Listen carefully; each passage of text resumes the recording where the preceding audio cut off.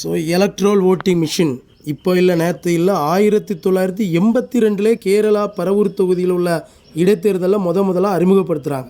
ஆனால் சட்டத்தில் இடம் இல்லை அப்படின்ட்டு 1984 அதை என்ன பண்ணிட்டாங்க, முற்றிலும் தடை பண்ணிட்டாங்க.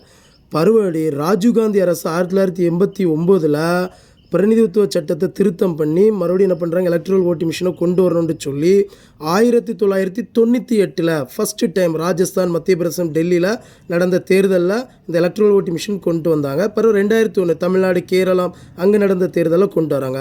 2004 தான் இந்தியா ஃபுல்லாக பார்லிமெண்ட் எலெக்ஷன் என்ன பண்ணுறாங்க, இந்த ஓட்டிங் மிஷினில் தான் நடந்தது.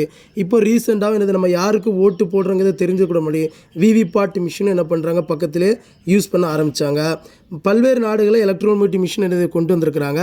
2014 நம்ம நாட்டு எலக்ட்ரல் ஓட்டிங் மிஷினை வச்சு என்ன பண்ணியிருக்கிறாங்க, ஆப்பிரிக்கா நாடான நமீபியாவில் எலெக்ஷன் நடத்தியிருக்கிறாங்க. அது நமக்கு ஒரு பெருமை.